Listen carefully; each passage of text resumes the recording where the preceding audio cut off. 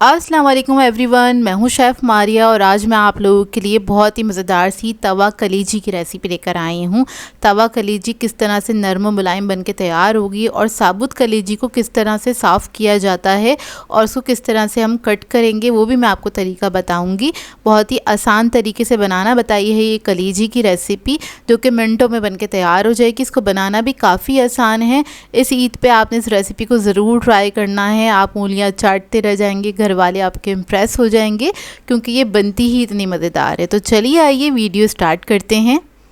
तो यहाँ पर मैंने ली है 1 किलो के बराबर कलेजी। कलेजी मेरे पास थी मटन की। बीफ की कलेजी लें तो तब भी आपने ये स्टेप ज़रूर करना है। अच्छा, सबसे पहले आपने क्या करना है, इसको धोने के बाद इसके ऊपर एक झिल्ली होती है बारीक सी, जिसकी वजह से ना कलेजी थोड़ी सख्त बन के तैयार होती है और इस झिल्ली की वजह से जो मसाले हैं वो अंदर तक नहीं जा पाते हैं।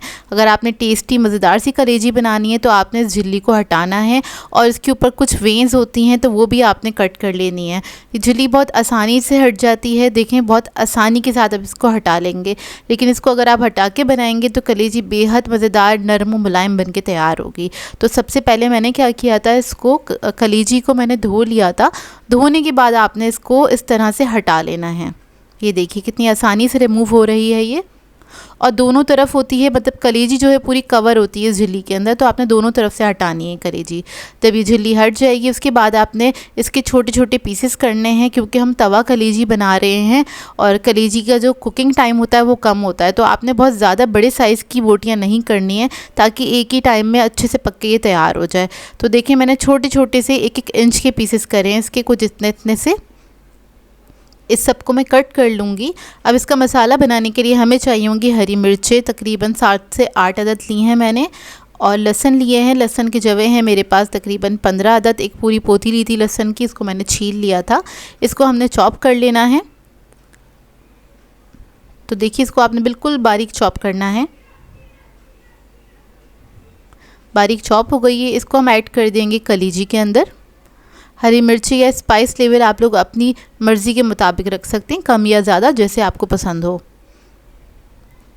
इसके अंदर ऐड करेंगे हम धनिया और ज़ीरा भुना हुआ और कुटा हुआ 2 टेबलस्पून के बराबर।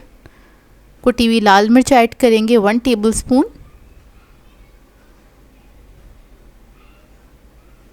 नमक ऐड करेंगे इसमें 1 टीस्पून। चाट मसाला ऐड करेंगे 1 टीस्पून। लेमन जूस ऐड करेंगे 1.5 टेबलस्पून। एक बड़े साइज़ का लेमन लिया था, उसको मैंने स्क्वीज़ कर लिया था। दही ऐड करेंगे आधा कप के बराबर। अब इस सबको अच्छी तरीके से मिक्स कर लेंगे। अब मिक्स करने के बाद अगर आपके पास टाइम है तो आप इसको आधा और 1 घंटे के लिए छोड़ सकते हैं, और अगर टाइम नहीं है आपके पास, फ़ौरन बनानी है तो आप फ़ौरन से भी बना सकते हैं। लेकिन इसको मैंने तकरीबन आधे घंटे के लिए छोड़ दिया था, इसका मैरिनेशन टाइम है। आधा घंटे के बाद हम तवा ले लेंगे और तवे के अंदर ऐड करेंगे हम ऑयल, आधा कप से थोड़ा सा ज़्यादा। उसके बाद आपने कलेजी ऐड कर देनी है इसके ऊपर, तवे के ऊपर।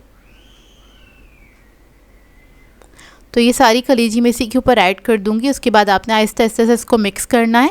मेरे पास बहुत बड़े साइज़ का तवा नहीं है, लेकिन मैंने सारी कलेजी इसी के ऊपर ऐड कर दी थी, क्योंकि पकने के बाद ये थोड़ी सी श्रिंक हो जाएगी। इस तरह से तवा कलेजी बनाएंगे तो इसका मसाला बहुत अच्छा बन के तैयार होता है और पूरा इसके ऊपर लिपट सा जाता है। जैसे जैसे ये कलेजी पकती चली जाएगी, मसाला इसका भुनता चला जाएगा और जो कलेजी है उसका साइज़ भी थोड़ा सा श्रिंक हो जाएगा।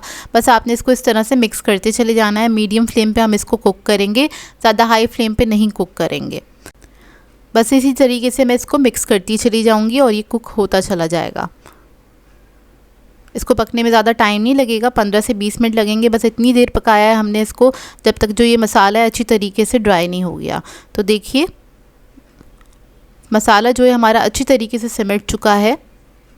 अब इसको हमने क्या करना है, हाई फ्लेम पे हमें इसको फ्राई करना है, क्योंकि हम तवा कलेजी बना रहे हैं। तवा कलेजी जो होती है बहुत अच्छी तरीके से फ्राई हुई हुई होती है। यहाँ पर मुझे ऑयल कम लग रहा था तो थोड़ा सा मैंने ऑयल और ऐड कर दिया है। जब इसका मसाले का जो पानी है वो ड्राई हो जाएगा तो आपने आँच तेज़ करनी है और तेज़ आँच पर इसको फ्राई कर लेना है।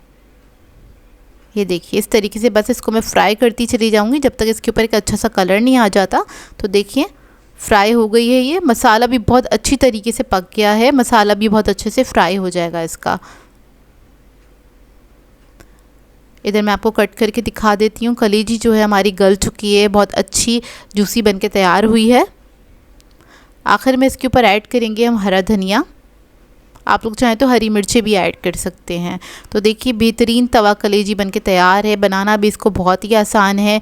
इसको ट्राई करें तो अपना फीडबैक ज़रूर दीजिएगा, बताइएगा ज़रूर कैसी लगी ये रेसिपी। आई होप आपको ये रेसिपी अच्छी लगी हो। तो मिलते हैं नेक्स्ट वीडियो में। अल्लाह हाफ़िज़।